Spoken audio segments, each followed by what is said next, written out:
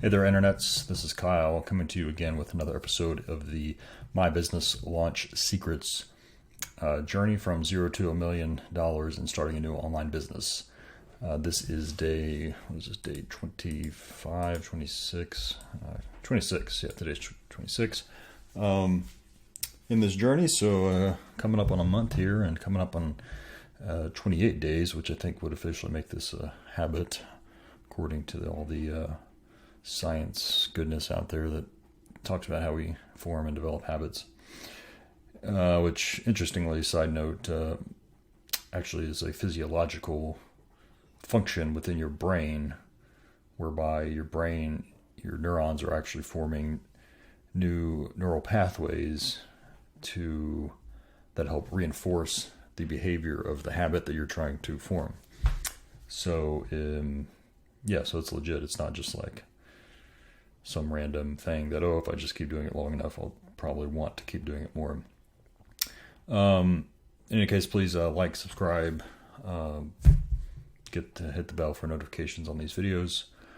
I'm still holding steady at 2 subscribers. So again, pretty much killing it out there. I'm not sure with that sort of demand for my content, I might have to, rethink my whole business strategy here, because I'm going to pull in some sweet YouTube ad revenue here before too long. Side note, you have to have 1,000 subscribers before you can even qualify for that. But anyway, not too far off. Speaking of, what was I just talking about? Speaking of like how you form habits and how you kind of do things. I think it was a quote from Dale Carnegie's How to Influence How to Influence People and Win Friends, or something like that. I forget. One of his principles, which I'll probably slaughter this, but the basic idea was that, and a lot of other people talk about this. I think Tony Robbins and Russell Brunson's referred to it as well, that with anything in life, there's only the actions that we take and the feelings that come as a result of taking those actions. And of those 2, there's only one of those that we have like direct control, and that's obviously taking actions to do things, do stuff. And that if we simply rely on having a certain feeling about a certain thing, then ultimately that will result in us not wanting to take actions, because maybe it's like, I'm feeling sluggish today, or I'm just feeling depressed or whatever, so I'm not gonna go out and walk my dog or play with my kids or whatever the thing is. As opposed to if you just make the decision using your logical, rational brain to make a decision to go do an action, such as I'm just going to go walk my dog, or I'm going to go exercise today, even though I really don't want to, and even though I don't feel like it, that in the process of so doing the action, it will actually result in you getting the feeling that you were out to get in the first place. So therefore, and again, Dale Carnegie goes into that a lot deeper, but I think that's something important to keep in mind, again, in life in general, but starting a new business in particular, for where I'm focused right now, that we want to basically ignore your feelings, because again, those are going to go up and down all day long and all week and throughout your life. And again, you don't necessarily have a lot of like direct control. Like, I can't just necessarily say, I'm going to feel happy now, and voila, I started feeling happy. I only am able to affect those feelings by taking certain actions. Now, that doesn't necessarily mean that if you always take those certain actions, you will always get this feeling. It doesn't quite work like that, because obviously feelings are complex, whatever biological outcome of a variety of things that are going on, both mentally and physiologically. but at least you have the potential to affect those feelings by taking those actions. So that was just a little bonus. I just thought of that. I wanted to bring it up here on this channel for a while, but just had always forgotten about it.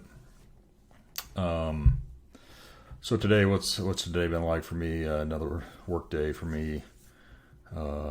Work for me and my day job is kind of like, again, also like an up and down experience, and frankly, is one that I do struggle with, which is also going back to my feelings about, is helping people in their own career really something that I'm qualified to do, and number one, and number two, is it something that I even really want to do, because of the fact that even though I have had success in my career, and so I'm sure there are some like tactical and even strategic things that I think I could teach people who are interested in advancing or making more money or whatever the case is. The fact of the matter is, I wouldn't say I'm at like my perfect happy place. I've got the perfect job. I'm pretty happy with my income, but in terms of the job in particular that I'm doing, I wouldn't say I'm super enthusiastic. And I mean, it's days like today, which I won't get into the details of what's going on, but just stupid people making stupid decisions, and it's that coupled with the fact that by an outcome of how I've progressed in my career is that I've had to take on roles that I am in many ways much less qualified to take on than some of my early jobs.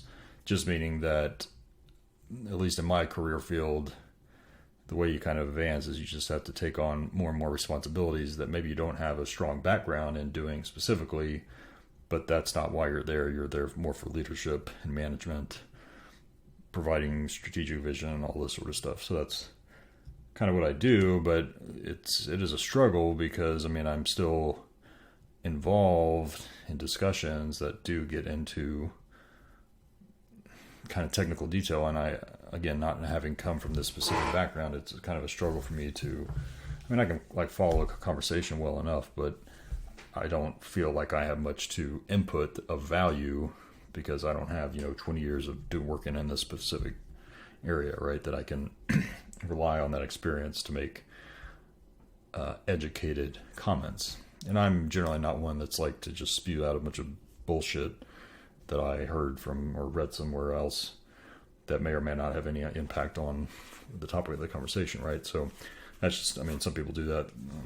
Good for them. I don't advise doing that, but it's certainly something I try to avoid doing. So all those things combined just makes it, certain days more than others, a bit of a struggle. And, days like this, as I joke with an old friend from my previous town that I lived in, old buddy of mine, who, I wouldn't say he retired early, but he was given a graceful exit from his company, laid off more or less, but under favorable circumstances for him. We kind of joked about, and he was I think kind of having similar feelings to how I have about my job, but we were both similar in the regards that we like, doing stuff with our hands, working on our houses. He's much more like a builder type, so he actually has a whole woodworking shop and does a lot of cool stuff like that, which I don't do. But again, just doing things that are more hands-on or more up my alley. And days like this, I'm just like, just screw all this and just become a handyman, because at least I would be doing things that I enjoy doing, and being able to have say over the types of activities I get involved in. So I can have the say over, if I don't like you as a customer, then peace out. I'm not going to help you. There's 1,000 other people that are looking for my services, and I'm just going to go work for them. You can go find somebody else and piss off. So that certainly on days is very enticing. Of course, the downside of that is any sort of a handyman type of job is still a labor-intensive job. And although I find that fun to do, maybe occasionally on the weekends, it's probably something I would maybe get bored of doing after a certain period of time. And if it's like, no kidding, my only way of getting income, if I were to quit my job, well, obviously that's a lot of pressure to generate a lot of income. And even that, again, I've kind of seriously thought about that in the past, but there is definitely kind of a cap in the income you can get with that type of job. Although, again, I think for any service type industry, you can certainly, if you're good at what you're doing and you know how to have some basic customer service kind of skills, know how to talk to people, know how to get things done on time and on budget, then you can charge a premium for your services. And given the lack of, that kind of technical service-based skill set that we have in our society, kind of broadly speaking, there are always people that are willing to pay a premium to get somebody that, is just not driving around with their 67 pickup truck, looking to make a few extra bucks and doing pretty questionable work. So that being said, you could charge a premium, and there's guys I follow on the YouTubes talk about they've had days that they can pull in $1,000 or even $2,000 a day in doing different jobs because they're able to charge a premium for their services because they're not idiots and they know how to talk to people and all that stuff that I just mentioned. And so you could do that, and you could say, oh, that sounds like a lot of money, $1,000 a day. But again, if you're doing that 5 days a week, that's probably like a 10-hour day, let's say. Then maybe you could potentially pull in like 40 grand, but that's I'm sure that's including the cost of your materials. So you could subtract off some for that, cost of your gas money and car expenses, insurance, other business expenses that you're going to have, and it's good money. Don't get me wrong. And again, I think if you're in if you're like in a position making less than 40 to even maybe 60K a year in whatever job you're doing, and you have good skills that would make you a good handyman, then I would say you should definitely do that because you'll probably make more money than you're making right now. You don't have to work for anybody but yourself. But that's not exactly where I'm at. So that's, yeah. Anyway, it would be a little bit of a challenge for me basically to get back to where I'm at. And again, my whole purpose for starting a business is trying to find something where there's like a lot of headroom in terms of the ceiling. There's almost potentially like unlimited ceiling in whatever type of business model that I want to pursue.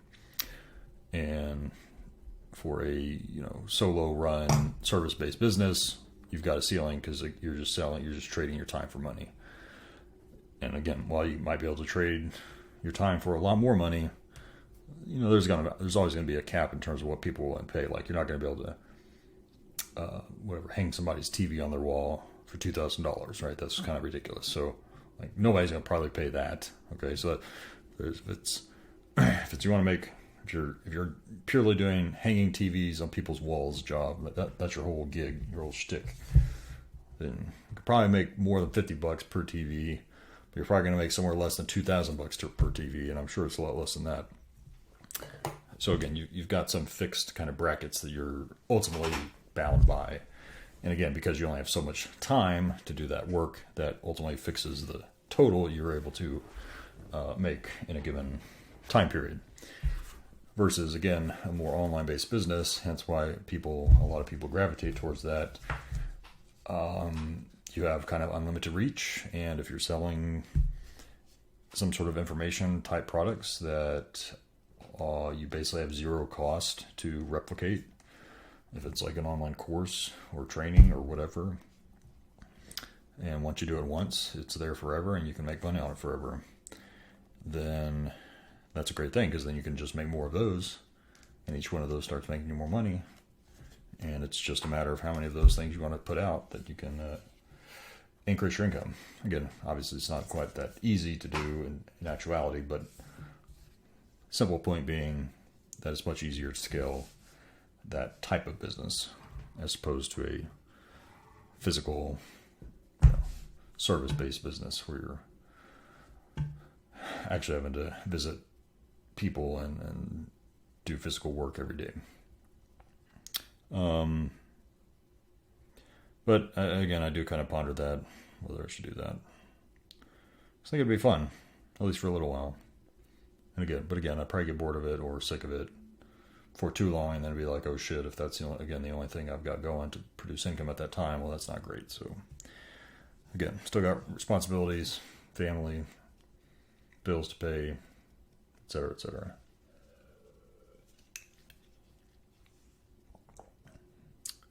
So with that, I'll probably just wrap it up here.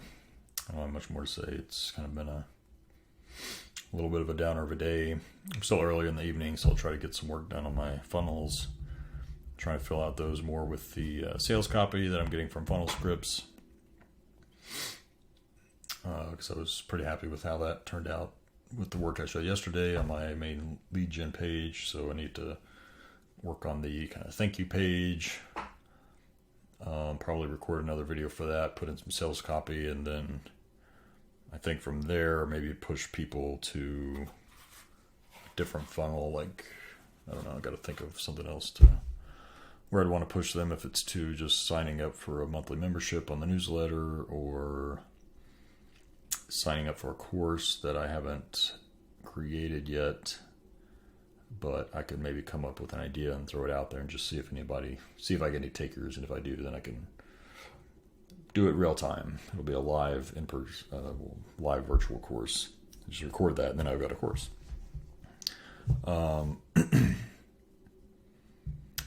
Oh, so one other thing I was going to comment. Sorry, I know I was about to let you go there, but sorry, you're going to have to stick with me because you can't stop the video right now and click elsewhere. I spend too much time these days on freaking Facebook now because all these stupid groups that I'm a part of, so several of those being ClickFunnels related now. And again, they did this whole challenge here recently to kind of launch ClickFunnels 2.0, which I've talked about. So of course they've got a Facebook group for people in there. It's kind of interesting to follow some of the comments. You hear all the gripes about, oh, this isn't easy to do and whatever. But the thing I find kind of, I don't know, humorous a little bit is people post links to the funnels that they're starting to build, or they'll post links to like some of the videos they're starting to create for, their lead pages or their sales pages. And I mean, good God, there's like just these people are just making a bunch of dog shit and throwing it out there. And it's not to say anything bad about the people that are putting it out there. Again, this whole thing is like, you just got to get out there and try something. So kudos to them for just getting out and trying something. But at the same time, I'm kind of like, don't you like look at that and like think that either this page like doesn't make any sense? It's like all over the place. How would somebody come to this and actually want to click on the button or give you an email address for whatever it is you say you're selling? Or even some of the videos that people put out there, like, trying to promote themselves or promote their products, like, just like, good God. I mean, Russell talks a lot about having an attractive character for your business. The person who's the face of the company, so to speak, and they're the person that's, in all the advertisements and whatnot, trying to get people enticed to, obviously come in and join their community and purchase their stuff, right? And again, I think I've mentioned this kind of in previous videos that some people just aren't cut out to do that. But again, it's like the way they're pushing all the, hey, anybody can do this sort of thing mentality is forcing these people to record videos like I am. And again, not to say I'm like an expert by any means, but I try to do things that at least if I were watching it, I would be like, okay, well, this dude seems like legit. Like, I guess I would maybe look at, give this some consideration. But I mean, some of the videos I've seen is just like, either it's like, feels like this is a really creepy situation of this random dude in some dank room trying to pitch me on some random off the wall product, or even just seeing somebody's page, sales page that is just so unclear, like what it even is. But then the other thing is like 90% of those things that people are posting, and it seems that people are focused on, again, are just all, selling to people that are starting businesses and selling, hey, I can help you with your advertisements, or I can help you build your own funnels, or I can help you do whatever for your business. Very few that I've seen are really any other kind of opportunity. There's not even like a lot of coaches that are, there are coaches in those communities, but they're usually coaches that are coaching other coaches, or coaches that are coaching entrepreneurs in general. And so it's like, just interesting. I mean, I guess that makes sense. Those are the people that gravitate to these types of things. So in any case, that was my other comment. So I apologize for taking 2 more minutes of your time or whatever it was. But hey, I hope you're all kicking ass, taking names, and we'll talk again next time. Peace.